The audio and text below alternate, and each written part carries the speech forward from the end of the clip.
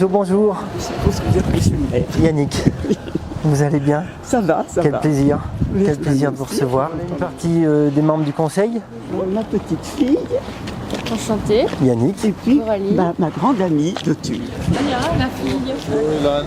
et qui va nous suivre tout le week-end pour faire un film souvenir de ce moment-là qu'on souhaite sceller dans le marbre un peu, parce que vous êtes précieuses et que ces moments-là, il faut qu'on les garde. Donc vous êtes parvenu à la tour depuis combien de temps? Depuis 80 ans. Et vous êtes resté 15 jours, 3 semaines? Oui, 15 jours. 15 jours de vacances. Au début du séjour, il y a eu de la neige et après, il n'y en a pas eu. Et il y avait des jonquilles partout. Et ça, c'est le souvenir qui me reste de la tour d'Auvergne. C'est de ramasser des jonquilles, un brassé énorme et qu'on rapportait à Madame Vous Guillaume. vous souvenez de cette maison de Non, je m'en souviens pas. Vous savez, j'avais 11 ans et je suis une personne qui n'a pas beaucoup de souvenirs. Remarque, vous ne vous rappeliez pas de l'école, non? Parce Non. que l'école a Alors par contre, je me souviens très bien que le jour de Pâques, on était allé à l'église. le premier hommage, on l'avait prévu le 12 mars 2021. On était en plein Covid, donc ça a été annulé, le 12 mars 2021. Oui. Et on avait fait faire cette banderole. Ah d'accord. Donc Mais il y a eu une manifestation où je n'ai pas été invitée. juillet 2021. Et quand j'ai vu Et oui, parce que pour nous, oh, j'étais furieuse. mais j'ai votre mot en mairie, j'en parlerai demain, Mais après, vous avez su qu'elle avait gardé deux Et non. petites filles. parce qu'elles n'ont pas témoigné. Vous comprenez. Alors, C'est vous qui l'avez sorti de la maison. ah oui, absolument. Et les deux petites filles sont de. Qu'est-ce qu'elles sont devenues? Alors, les deux petites filles, après la guerre, la Croix-Rouge est venue les chercher. Et Marthe Guillaume les a laissées partir, les larmes aux yeux, parce qu'elle s'était vraiment attachée à ces petites filles, qu'elle avait gardées peut-être pendant 2 ans. Elle les avait gardées longtemps, ces petites filles. Et elle n'a jamais su ce qu'elles étaient devenues. Alors ça, il faut le lire, Il faut le lire. mais c'est pas facile. Hein. Vous l'avez vu ça? Oui. Ben oui, mais C'est pas facile. Ah, c'est pas facile à lire. Hein. Mémoire, souvenir. Mémoire, souvenir. C'est un pêle-mêle de mots Oui, qui donnent un sens. Oui.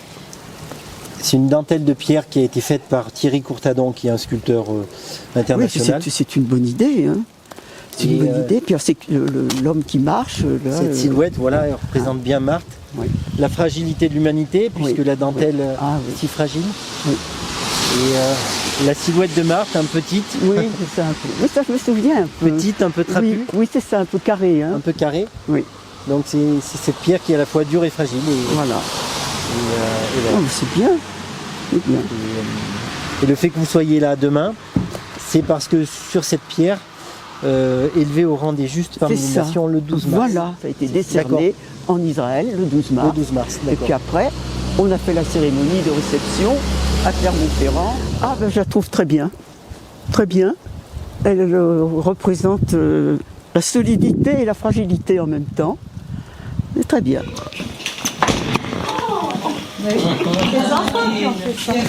Que l'école, c'est le lieu parfait pour passer une soirée comme ça un peu confidentielle. C'est un réfectoire qu'on a inauguré il y a 2 mois. Les élèves ont de la chance. Hop là. Sans laquelle on ne serait pas là. Allez, Ah oui.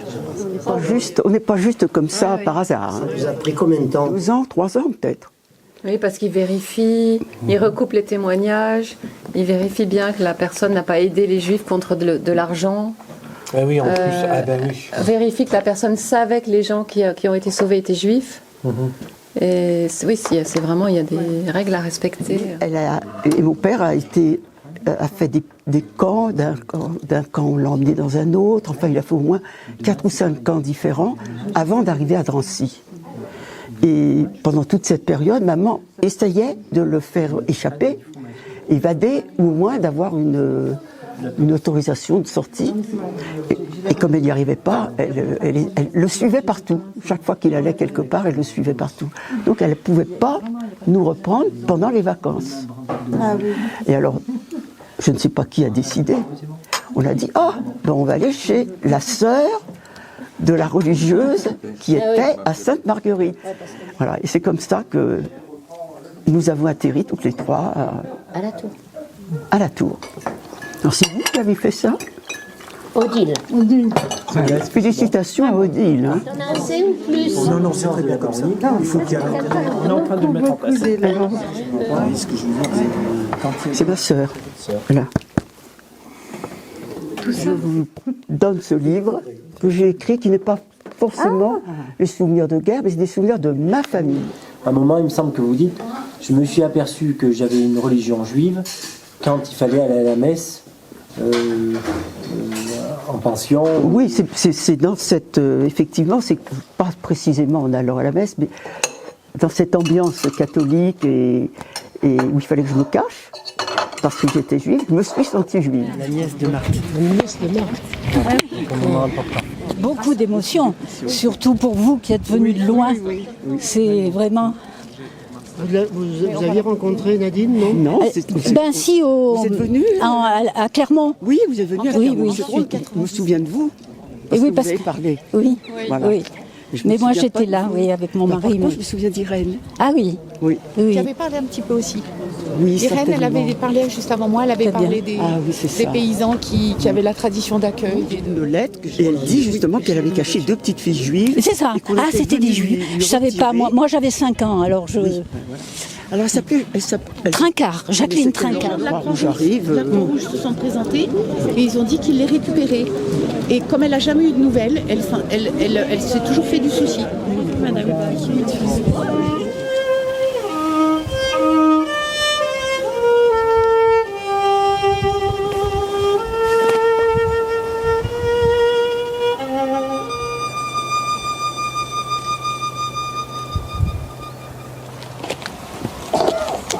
En mémoire de Marthe Guillaume, nommée juste parmi les nations le 12 mars 1996, et en présence de Nadine Fein-Tiberville, je vous demande de respecter 1 minute de silence.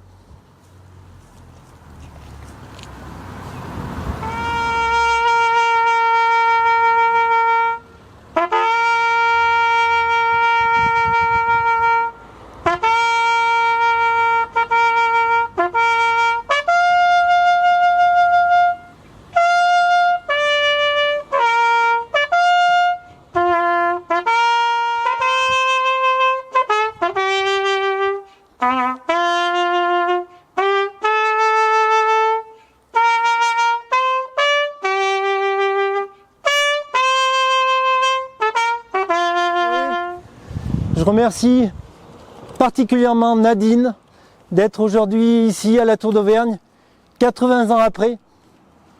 Je remercie mes élus, mes collègues élus qui sont là aussi, qui ont été associés à cette cérémonie, les représentants des sapeurs-pompiers et les gendarmes qui étaient là. Et puis je remercie la famille de Marthe Guillaume, qui est là aussi en nombre aujourd'hui, pour participer à ce moment d'échange et de partage autour des valeurs de Marthe Guillaume et de cette page d'histoire qu'elle a pu écrire à la Tour d'Auvergne.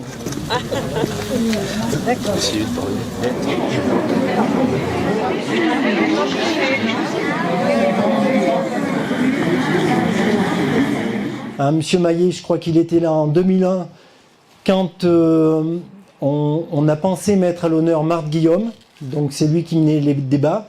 Suite à Monsieur Maillet, il y a Philippe Gatignol qui est là aujourd'hui et qui a donné un lieu à Marthe Guillaume. Je remercie Marie-Madeleine Ferrérol qui est là aussi parmi nous, puisque c'est elle qui a fait le choix de la stèle façonnée par Thierry Courtadon. Je veux surtout qu'on profite de Nadine aujourd'hui et je lui donnerai la parole après le film. On pourra la questionner, on pourra l'interroger et on pourra surtout échanger avec sans complexe et en toute simplicité.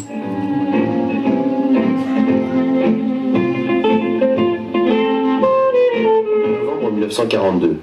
Nadine et ses 2 sœurs, Régine et Janine, trouvent refuge à la pension Sainte-Marguerite de Clermont-Ferrand. Ils y seront cachés et protégés grâce à la complicité de 3 femmes, Mère Marie-Angélique Murat, Marthe Guillaume et Marie Lafarge. En janvier 1997, dans la mairie de Clermont-Ferrand, l'hommage que l'on rend à ces 3 femmes disparues. Elles reçoivent, à titre posthume, la médaille des Justes décernée par le mémorial Yad Je Vashem. pense que le film déjà vous a parlé de moi, en grande partie, Évidemment, vous ne connaissez pas l'avant ni l'après, mais si vous avez des questions à me poser, je suis prête à répondre. Retourner à une vie normale, apparemment, c'est facile. Je ne pouvais absolument pas entendre parler de déportation, de camps, c'était absolument impossible. Grâce à une lettre que m'avait envoyée une dame qui me demandait de raconter la vie de mon père. Là, ça m'a libérée. Vous savez, on dit que l'écriture libère. Et c'est vrai que ça m'a complètement libérée. J'ai peu de choses à dire, malheureusement, de Marthe Guillaume, parce que d'abord, je ne suis restée que 15 jours auprès d'elle. J'ai souvenir d'une dame carrée, je dirais, volontaire, qui était très occupée, très occupée, à tel point que mes sœurs et moi, on faisait ce qu'on voulait. Pendant 15 jours, on a été en liberté complète. Je me souviens que dans sa maison, il y avait une pièce qui était remplie de livres, beaucoup de livres, que je lisais avec beaucoup de plaisir, parce que c'était des livres d'histoire sainte, et moi j'adorais l'histoire. Pour moi, la tante Marthe, c'était quelqu'un qui a compté beaucoup dans ma vie, parce que elle s'est toujours beaucoup intéressée à nous, ses neveux et ses nièces. Et vraiment, moi, je suis revenue 2 ans à l'école à la Tour, à l'âge de 9 ans et 10 ans. Et ensuite, je suis allée en pension à Sainte-Marguerite, justement. Aussi. C'était une forte femme. Oui, bien sûr. Qui a la grande personnalité. Tout à fait. Hein? Mais qui a, dans sa vie, donné beaucoup. Oui, c'est ça. Oui, qui s'est beaucoup sacrifié pour les autres. D'abord, pendant la guerre, parce qu'il y avait urgence. Elle avait peur de rien. Hein? Ah, c'est vrai. Elle avait peur de rien. Parce elle a fait beaucoup pour la commune de la Tour. Elle a été, pendant des années, je ne sais plus, peut-être 30 ou 40 ans, conseillère municipale, adjointe, et le maire étant Dr Godonèche. Sa pharmacie était ouverte jour et nuit. On chantait beaucoup de comptines, des chansons comme ça. On sortait le jeudi en rang, bien serré. Et on chantait. Alors on chantait, maintenant je ne me souviens plus du nom des chansons, de 4 km à pied, ça comment c'est, ça use. À l'école, il fallait chanter Maréchal nous voilà, ça c'est sûr. À la pension, non, tu vois bien que quand on montait les couleurs, d'abord elle ne le faisait pas, justement, pour éviter de chanter Maréchal nous voilà. Parce qu'après la guerre, on ne parlait de rien. On ne posait pas de questions après la guerre. Je ne sais pas pourquoi on n'est pas allé s'installer à Sarlat. Alors peut-être que maman a voulu séparer la famille pour qu'on ait moins de chances de disparaître en même temps. Sarlat, mes sœurs sont restées donc en 1944. Et moi je suis restée avec maman à Souillac, apparemment tranquille, jusqu'au moment où la Das Reich, qui remontait du sud de la France vers les plages du débarquement, affluait en grande détresse, attaqué par la résistance de tous côtés. Donc ils devenaient fous. Et c'est comme ça qu'il y a eu Oradour-sur-Glane, c'est comme ça qu'il y a eu Tulle, c'est comme ça qu'il y a eu des atrocités partout. On habitait une banlieue où personne ne passait. Hein. Il y avait une rue, c'était une rue des villas. Et la nuit, quand elle entendait des pas sur le trottoir, elle se disait, c'est lui qui revient. Comme si un déporté allait revenir chez lui à 3h du matin. C'est vous dire l'anxiété qu'on avait, je peux pas exprimer ce qu'on ressentait. Ça a duré des années. Mon père, finalement, j'ai su, grâce à Klarsfeld, qu'il avait été déporté à Sobibor, qui est un camp pas très connu, qui est un camp d'extermination, c'est-à-dire on y rentre, mais on n'en sort jamais, ni le lendemain, ni on n'en sort pas. Et c'est pas comme un camp où on travaille. Là, on n'avait pas besoin de travailler. Hein. On vous exterminait tout de suite. Et ça, maman qui est décédée jeune, elle est décédée, elle avait 58 ans, elle ne l'a jamais su. Ma sœur aînée, qui est décédée à 50 ans, ne l'a jamais su non plus. Et maman avait fait mettre sur la tombe de la famille, elle avait fait mettre une plaque en mettant le nom de mon père déporté à Auschwitz. Il n'a jamais été déporté à Auschwitz. Mais à l'époque, on ne connaissait que ce camp. Donc on mettait Auschwitz. Voilà. Et maintenant, grâce à Serge Klarsfeld, que vous connaissez peut-être de nom, qui a fait un livre dont j'en parle dans le film, j'ai su qu'il avait été déporté à Sobibor. Voilà. Et puis qu'il ne fallait plus avoir d'espoir. Parce que sinon, on avait toujours de l'espoir. On attendait toujours. On se disait, oh, il a peut-être perdu la mémoire. Alors il se retrouve peut-être en Russie. Et un jour, il reviendra. Donc on a attendu. Puis moi, je me disais quand même maintenant, il aurait 100 ans. C'est pas possible. Il ne reviendra pas. Comment on agirait. Hein. Mais la plupart des gens ont été indifférents, c'est tout. Mais déjà, l'indifférence, c'était une espèce de résistance quand même. Au moins, on ne dénonçait pas. Les écrits, c'est très bien, mais il faut pouvoir les garder si ce sont des écrits un peu sulfureux pendant la guerre. Par exemple, mon père, quand il était à Drancy, a envoyé des cartes, une ou deux, à ma mère, pour lui dire qu'il était arrivé à Drancy, et puis qu'il repartait vers je ne savais pas où. Et ces cartes, maman les a gardées.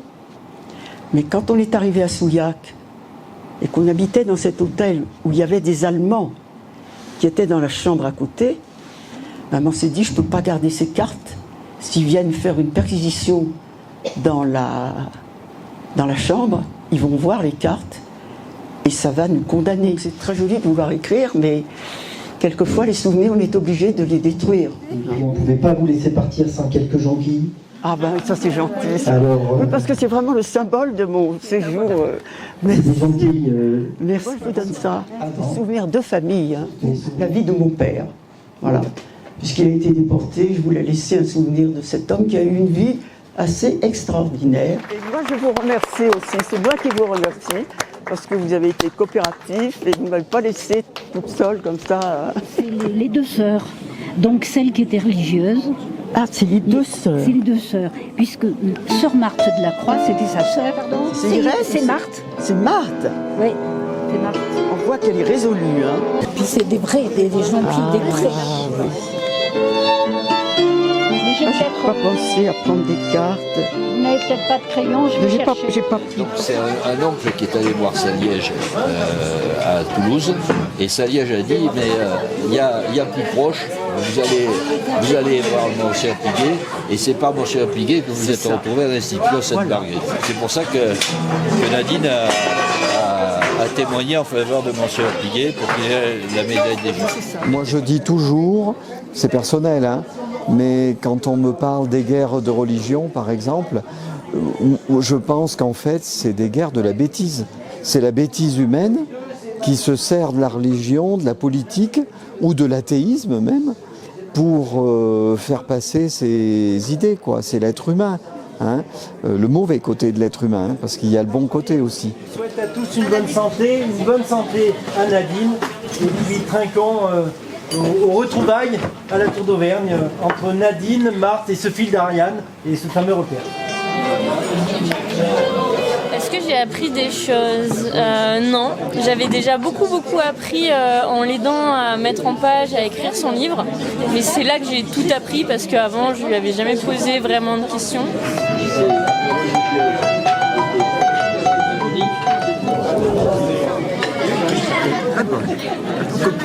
Vous allez au cinéma là, c'est ça? Oui. Hein? Alors c'est quoi comme film? C'est la soupe aux choux.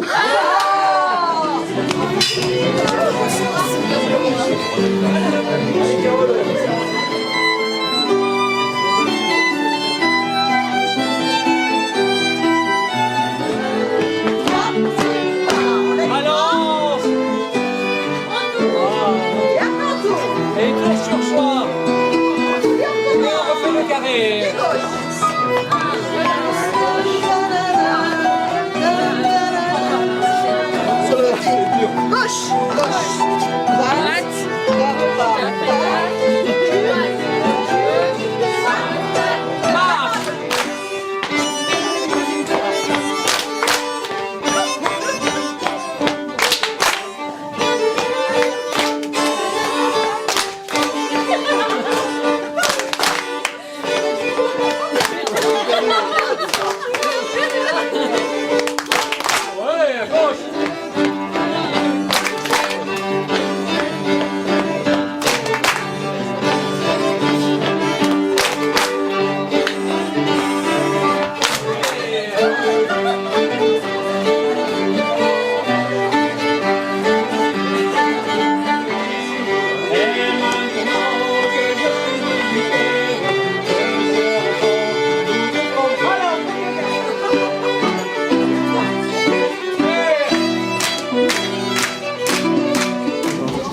profiter.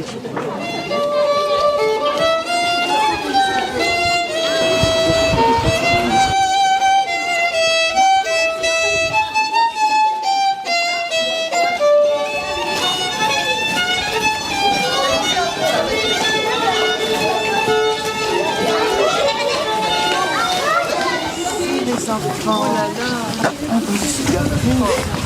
Encore. Oh, merci. Charlie. Moi j'ai un petit-fils qui s'appelle Charlie, figure-toi, comme toi. Je vous félicite tous et puis je vous remercie vraiment. Bravo. Vous avez vraiment gâté. Alors qui s'est levé le doigt, ceux qui ont fait la bienvenue là. Oh, Bravo. bravo.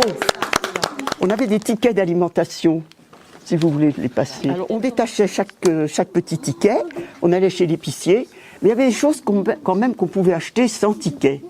Alors, évidemment, le chocolat, on ne pouvait pas. Alors, quand on était à la Tour d'Auvergne, qu'est-ce qu'on allait mettre sur notre pain à 4 heures? Et on était allé acheter des cornichons. Et ça a été notre goûter. Un tout autre épisode que j'ai encore jamais raconté. Alors, c'était encore pendant la guerre, hein, c'était en 40, hein, en 1940, au mois de mai. Donc on avait quitté Paris, parce qu'on habitait Paris, on avait quitté Paris, puis on s'était réfugié chez un oncle qui habitait à Saint-Gaultier dans l'Indre. Et alors, il faisait très beau, c'était le mois de juin, ou mois de mai ou juin, il faisait très beau, et on était dans le jardin de mon oncle. Puis tout d'un coup, on voit arriver des avions, mais très haut. Et puis en escadrille, il y en avait plein. Et à l'époque, les avions, c'était très rare. Je me souviens quand j'étais plus petite, quand j'avais 9-10 ans, on entendait un bruit d'avion, tout le monde se précipitait dehors pour aller voir passer l'avion. Parce que c'était trop rare. Et donc, ce jour-là, on fait pareil, tout le monde lève la tête, et puis, oh là là, qu'est-ce que c'est que ces avions? Oh là là, qu'est-ce qu'il y en a? Oh. Et puis tout d'un coup, qu'est-ce qu'on voit? On voit descendre des petites choses noires, là, comme des olives. On voyait se détacher des petites olives. On regarde, et puis on dit, mais ce sont des bombes! Alors tout le monde s'est étalé par terre. Effectivement, on a entendu boum, boum, boum, boum. Et c'était des bombes. Voilà. Alors ça, je voulais vous le raconter parce que quand même, c'est un épisode qui m'a marqué, le bombardement. Alors bon, il y avait des ponts, là où j'étais, ils n'ont pas sauté parce qu'ils ont raté leur cible. Malheureusement, ils ont fait du mal à une petite jeune fille qui a été blessée, mais sinon, ils étaient tellement hauts qu'ils ne pouvaient pas viser, c'est pas possible. Qu'est-ce que je suis devenue après la guerre? Alors quand la guerre s'est terminée, comme j'habitais à côté de Paris, on est remonté à Paris. Et puis j'ai continué mes études, j'étais en 4e, comme au collège. J'étais en 4e, et puis j'ai fait comme tout le monde, j'ai continué mes études, et puis après j'ai fait des études pour être professeur, et puis je me suis mariée, et puis j'ai eu des enfants, j'en ai eu 4, et puis voilà, j'ai mené une vie normale, comme tout le monde, sans problème. Est-ce que les Allemands avaient des complices? Avaient des complices? Ah oui, c'est ce qu'on appelait des collaborateurs. Voilà. Alors effectivement, en France, il y avait des gens qui étaient pour les Allemands. Et alors quand ils savaient qu'il y avait un juif qui était caché, ils pouvaient le dénoncer, par exemple. Tu vois? Il fallait se méfier de tout le monde. Pourquoi les nazis étaient contre vous? Alors là, alors non, c'est parce que en réalité, les Allemands étaient guidés par Hitler, qui avait une idéologie, c'est-à-dire une pensée, qui était complètement folle, et qui disait que les Germains, c'est-à-dire les Allemands, étaient d'une race supérieure à tout le monde, et que tous les autres ne valaient rien, et qu'il fallait les exterminer parce qu'ils ne valaient rien. On a un souci, on l'écrit. Je m'ennuie, on l'écrit. Ou je suis en colère contre quelqu'un, on l'écrit. Et ça vous dégage, ça vous fait du bien. C'est un bon conseil, ça. Extrêmement heureux de vous accueillir ce matin au Collège Saint-Cyr-Temps.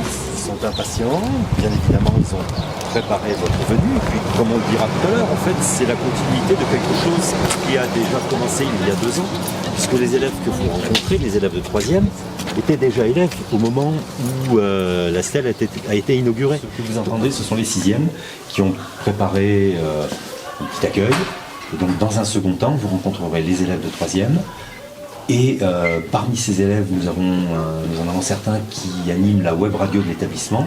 Donc ils vont faire en fait, comme Monsieur Guetignol, ils souhaitent conserver au collège une trace des échanges. Donc vous allez, en même temps que vous répondez aux questions, en fait, être interviewé par les élèves de la web radio. Permettez-moi de vous souhaiter la bienvenue. Merci. Et de vous dire à quel point nous sommes fiers et honorés de vous recevoir ce matin. On a beaucoup échangé ensemble, on en a parlé tout à l'heure quand vous êtes arrivés. Je ne sais pas si nos élèves, aujourd'hui, ont la maturité suffisante pour comprendre la chance qu'ils ont de pouvoir échanger avec vous ce matin. Ce qui est certain, c'est un souvenir qu'ils vont garder. Ils n'oublieront pas qu'un jour, dans leur établissement scolaire, quelqu'un qui a vécu les atrocités de la guerre, qui a trouvé refuge dans leur commune en 1943, est venu les voir et a partagé cette expérience avec eux. Tout au long du week-end, on a eu un fil rouge, un mot qu'on a souvent employé. Nous, au niveau des établissements scolaires, c'est le devoir de mémoire. Vous y grimpiez par une échelle pour l'installer dans l'escalier. Fini tous vos jeux de marelle et vos parties de chat perché. Quand vous y montiez par surprise, c'était en étouffant vos pas. Il fallait alors porter Lise et Sarah, qui ne marchait pas. Moi j'ai le cœur tout barbouillé quand vous parlez du petit grenier. Moi j'ai le cœur tout barbouillé quand vous parlez du petit grenier. Dans quelles circonstances vous rencontrez Marc Guillaume? Je l'ai rencontré quand je suis arrivée à la Tour d'Auvergne. Alors il faut... Oui, allez-y. J'étais en pension à Sainte-Marguerite, à Clermont-Ferrand. Donc on est partis comme ça, mes 2 sœurs et moi, à la Tour d'Auvergne, chez Marthe Guillaume, qui nous a recueillis pendant toutes les vacances de Pâques. Quel âge aviez-vous lors des faits? Alors j'avais 11 ans à l'époque. J'étais en classe de 6e. Où et comment Marthe Guillaume vous a-t-elle caché des Allemands? Alors, elle ne nous a pas cachés, comme on dirait, quand on vous met dans un placard, ou derrière une armoire, ou caché dans une cave. Non, on était chez elle, tout simplement. On vivait chez elle, et on allait se promener dehors. On n'était absolument pas emprisonnés. On était simplement incognito, c'est-à-dire que personne ne savait qui on était. Marthe nous laissait faire tout ce qu'on voulait. On a été libres comme l'air. Regardez. Des séquelles. Alors, des séquelles... je dirais des séquelles psychologiques, traumatiques. Mais parce que, bon, on est marqué par ça, surtout marqué par la déportation de son père, surtout quand on ne sait pas ce qu'il est devenu, parce que je suis restée des années sans savoir ce qu'il était devenu. Donc là, c'est dur, mais on n'en parle pas. On n'en parle pas, ça c'est papa. Alors là, c'est papa à Marseille, quand il essayait de trouver un bateau pour partir, et qu'il n'a pas trouvé. 6e. À la pension. Alors j'étais à la pension, c'est l'année où je suis venue ici. Quel âge avait Marthe Guillaume quand elle vous a recueilli? Elle avait une 40aine d'années. Elle avait peur de rien, cette femme, tu vois. Parce que pour cacher des petites juives, ou des résistants, parce qu'elle n'a pas caché que des petites juives, elle a caché aussi des résistants, des gens qui se cachaient, et elle avait peur de rien. C'est une femme solide, carrée.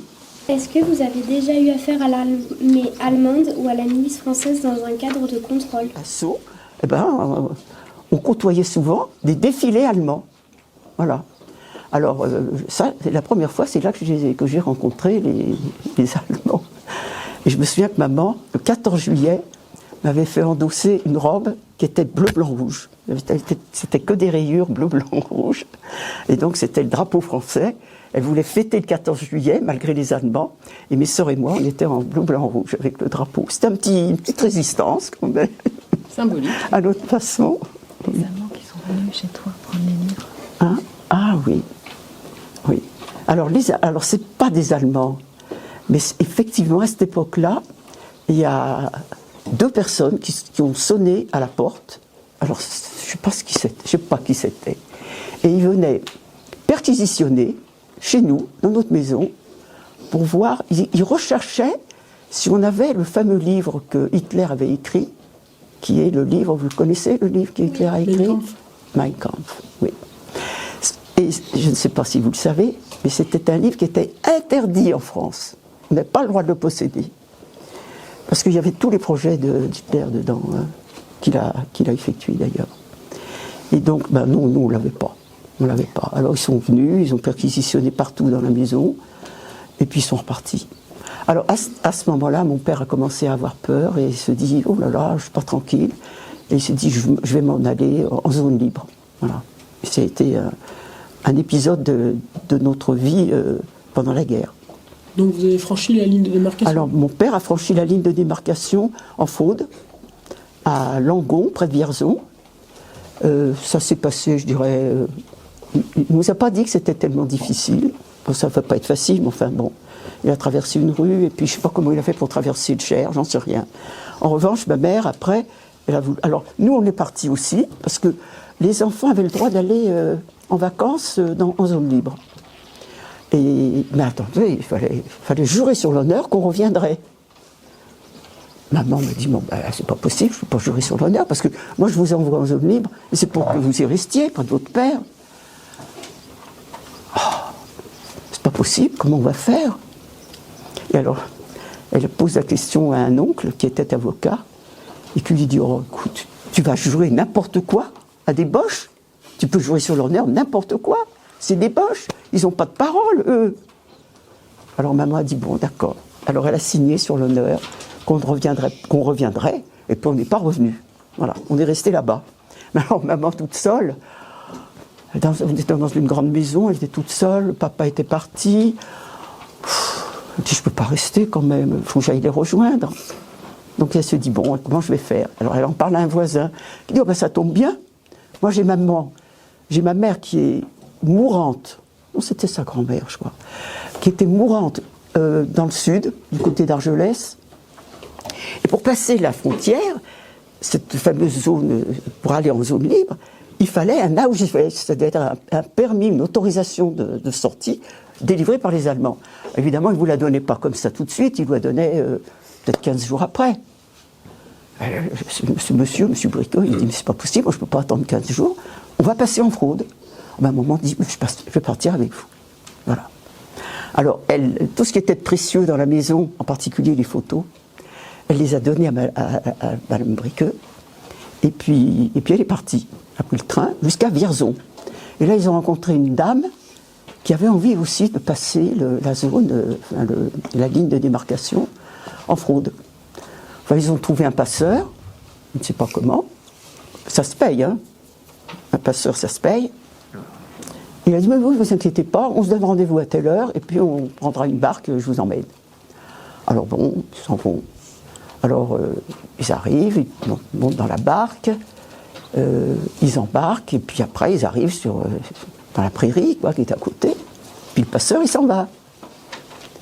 Mais ce que n'avait pas remarqué tout de suite M. Briqueux, maman et leur nouvelle amie, c'était qu'il les avait débarqués dans une île. Il y avait le bras du Cher qui était là encore, devant eux, à traverser. Alors c'était l'été, heureusement. Mais il y avait les ponts à côté, avec les Allemands qui faisaient justement, parce que c'était à la frontière, ils étaient là, avec leurs chiens. Et maman me disait, on s'est tapis dans les herbes, en attendant de pouvoir trouver un moment où les Allemands tournaient le dos, pour pouvoir traverser. Maman savait nager, mais la dame ne savait pas nager. Le monsieur savait nager heureusement, alors il l'a prise dans ses bras, comme ça, puis il a nagé. Maman, elle avait son petit ballot, tout ça. Et tout ça, ça s'est détrempé. Elle avait son passeport. Oui, c'était son passeport. Hein, qui était, évidemment, quand il est arrivé de l'autre côté, tout était effacé sur le passeport. Les gens qui les ont aidés. Ouais. Les gens qui ont chanté. Oui. Et alors, sur l'autre rive, là où vous voulez aller, il y avait des jeunes gens qui étaient en train de pêcher. Et ils se sont dit, tiens, voilà des personnes qui traversent, évidemment en Fraude, mais attention, le Cher, il est dangereux, ce Cher, parce qu'il y a Des tourbillons? Il y a des tourbillons. Alors, je ne sais pas si vous connaissez les tourbillons dans les rivières, mais les tourbillons, c'est une espèce d'eau qui s'enroule comme ça et qui vous entraîne. Vous avez même si vous êtes un bon nageur, vous êtes entraîné au fond et vous vous noyez. Alors donc, ces jeunes gens, ils se sont mis à chanter et ils leur disaient, en chantant, au lieu de donner les paroles de la chanson, ils disaient « Passez à gauche, passez à droite, faites ceci, faites cela ». Vous voyez, ils les prévenaient. Et donc, maman et ses amis ont pu débarquer comme ça, trempés, le manteau lourd d'eau. Ils les ont amenés dans leur ferme. Et puis là, bon, ils se sont fait sécher. Et puis le lendemain matin, ils sont repartis. Et comme je dis, on voit là l'exemple du passeur qui a touché de l'argent et qui trahit, qui fait une mauvaise action. Et puis ces jeunes gens qui vous ont recueilli, la famille qui vous a recueilli, et ça c'est la bonne action, voilà, il y a toujours le bien et le mal, voilà. Et maman nous a rejointes. Elle n'a pas été très bien accueillie par mon père, je me souviens. Mais la maison alors, la maison va être vide? Ben oui, la maison va être vide, voilà. Mais la maison a été occupée par les Allemands, donc elle a été très bien entretenue. On a eu cette chance inouïe d'avoir un Allemand qui était très soigneux. Il avait mis comment ça s'appelle, un paillasson dans le jardin, parce qu'on avait un jardin, alors il avait un paillasson devant le jardin. Et quand on est revenu, on disait « Ah, il s'essuie les pieds pour rentrer dans le jardin », on disait. Alors, je vais vous parler d'autres bombardements. Là, j'étais à Sainte-Marguerite, dans la pension où j'étais cachée avec mes sœurs à Clermont-Ferrand. Et on était tout près des usines Michelin. Michelin, ça vous dit quelque chose? Oui. Les pneus, hein? Les pneus Michelin. Donc c'était une usine qui était visée par les Anglais et les Américains. Donc ils étaient bombardés. Et quand les bombardements arrivaient, au lieu de nous faire descendre dans une cave, qui peut-être n'existait pas, hein, on nous mettait sous le préau, là, en ligne. On était une soixantaine de pensionnaires. Et puis, on priait, puisqu'on était dans une pension religieuse. Donc on priait, et chaque fois qu'il y avait une bombe qui tombait, la religieuse disait « Merci mon Dieu ». Et nous, ça nous faisait rire, parce qu'on disait, oui, bien sûr, nous, on est épargnés, mais les bombes, elles sont tombées sur d'autres. Hein. Enfin, nous, on était gamines, ça nous faisait rire. Pourquoi les Juifs ne pouvaient pas aller au parc? Ils n'avaient pas le droit d'aller dans les cinémas, ils n'avaient pas le droit de faire leurs courses. Alors ça c'était méchant. Hein. Ils n'avaient pas le droit de faire leurs courses avant 5 heures le soir, par exemple. C'est-à-dire quand toutes les boutiques avaient été vidées, d'abord, par les gens qui faisaient la queue. Les Juifs allaient dans les magasins, ben non, il n'y avait plus rien. Voilà. Alors, il y avait une astuce, hein, c'est qu'on donnait nos tickets à une amie qui n'était pas juive, puis qui faisait les courses pour nous, par exemple. Enfin, tout le monde n'avait pas des amis. Et puis, qu'est-ce qu'il m'a demandé aussi? Il m'a demandé autre chose. Les parcs dans les parcs. Ah oui, alors pourquoi on n'avait pas le droit d'aller? Alors, donc, on avait des tas d'interdictions. Hein. Les enfants n'avaient pas le droit d'aller dans les parcs, et les grandes personnes n'avaient pas le droit de travailler. Ils ne pouvaient plus être professeurs, ils ne pouvaient plus être avocats, ils ne pouvaient plus être médecins, ils ne pouvaient plus tenir une boutique, ils avaient le droit de rien faire. Voilà. Ils avaient le droit de rien faire. Et pourquoi? Parce que les Allemands les brimaient. Les Allemands n'aimaient pas les Juifs, c'est pour ça. Alors après, qu'est-ce qu'on voyait? Les pauvres, les Juifs, ils n'avaient rien à faire. Hein. Alors qu'est-ce qu'ils faisaient? Ils se réunissaient, ils bavardaient ensemble, des fois ils allaient jouer aux cartes quelque part, et les gens passaient, ils disaient « Oh là là, ces gens-là, ils n'ont rien à faire, regardez-les ». Et puis, ils dénigraient. Mais ils avaient le droit de rien faire, de toute façon. Donc, c'était pas de leur faute. Hein, s'ils se réunissaient pour parler, on leur avait pas interdit de parler, quand même. Hein. Qu'avez-vous ressenti lorsque la guerre s'est terminée? D'abord, il y a un épisode, avant la fin de la guerre, qui a pour moi été peut-être plus marquant. Le débarquement? Exactement. Tu as trouvé. Et puis, alors, la fin de la guerre, bien sûr, ça a été... on était déjà retournés à Paris, nous, et on est allé voir les défilés à Paris. Enfin bon, ça a été la grande joie, évidemment. Mais je dirais que le jour vraiment où j'étais le plus marqué, c'est le 6 juin. Qu'est-ce qui vous a permis de tenir dans cette période difficile? Qu'est-ce qui m'a permis de tenir? De tenir dans ces moments difficiles. Ben, vous savez, tu sais, quand on est un enfant, même quand on est un adulte, hein, on est bien obligé. Le contexte est là, mais il faut vivre quand même. Donc on vit quand même, il n'y a aucun problème, on vit. Hein. Il ne faut pas se poser la question. Hein. Quand il y a quelque chose de difficile qui vous arrive, on est toujours capable de le surmonter. Toujours. La preuve. Hein. Donc il ne faut pas se laisser décourager. Il faut toujours aller de l'avant, toujours chercher à se protéger, à faire ce qu'il faut pour s'en sortir. D'ailleurs, c'est un instinct, de toute façon. C'est un instinct. Si tu tombes dans l'eau, qu'est-ce que tu vas faire? Même si tu sais pas nager, tu vas te débattre. Et se débattre, ben, c'est ça. Hein, c'est essayer on essaye toujours de s'en sortir. Voilà. Merci madame d'avoir répondu à nos questions. C'est gentil. De nous avoir partagé votre histoire. Oui. Donc merci. Ben, c'est moi qui vous remercie de m'avoir écouté, de m'avoir posé les bonnes questions. Hein. J'espère que je ne vous ai pas trop ennuyé. Non, sûrement pas. Sûrement pas. Un grand merci. Voilà.